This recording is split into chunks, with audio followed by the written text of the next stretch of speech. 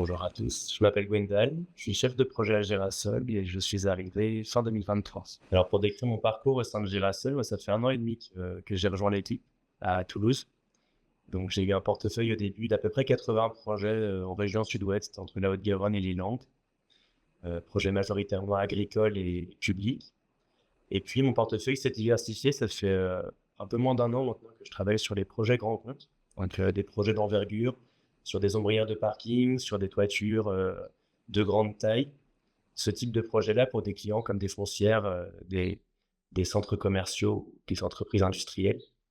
Voilà, c'est assez gratifiant, ça me permet de valoriser mes expériences précédentes en bureau d'études, etc.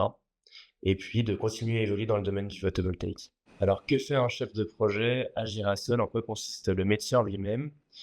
Finalement, un chef de projet, c'est comme un chef d'orchestre. C'est-à-dire que on a un besoin initialement. Ça peut être le besoin de construire un bâtiment agricole, ça peut être le besoin de répondre à des obligations réglementaires ou de valoriser du foncier.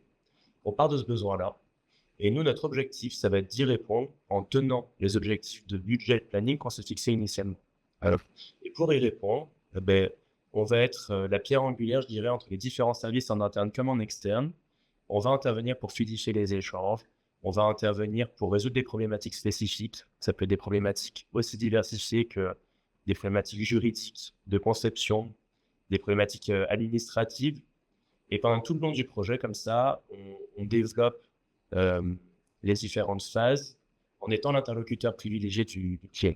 Le défi principal pour un chef de projet, c'est vraiment l'organisation. C'est-à-dire qu'on peut avoir une centaine de projets actifs en parallèle. Évidemment, on ne fait pas tout. Évidemment, on a les services en interne et nos accompagnateurs en externe qui nous permettent de réaliser une multitude de tâches qu'on n'a pas à traiter. Par contre, il faut être là pour fluidifier au fur et à mesure. Et donc, il y a un vrai travail pour garder le fil sur chaque projet, épauler les équipes quand elles en ont besoin, créer une relation de confiance avec le client. Si je devais avoir un super pouvoir dans le cadre de ce métier-là, je dirais que j'emprunterais les pilules de Bradley Cooper dans Limitless pour avoir un super cerveau. Voilà. Et si je devais raconter un souvenir marquant avec l'équipe, c'est une visite qu'on a fait avec les services construction il y a quelques mois. On réalise toujours des visites avant de lancer les chantiers pour s'assurer que le site soit propre et cohérent avec notre projet. Et donc, je me rappelle d'une visite récente où il avait beaucoup plu. On s'est retrouvé à visiter un bâtiment qui était en haut d'une colline et pour y accéder, il y avait environ 200 mètres de pente forte avec un sentier boueux. Et donc, on s'est retrouvé évidemment à se lancer dans la pente avec la voiture, à s'embourber. On a pataugé pendant une bonne demi-heure. Et quand on est arrivé voir le client, on aurait eu besoin d'un bon bain, je pense. On a bien rigolé, c'est un bon souvenir de visite.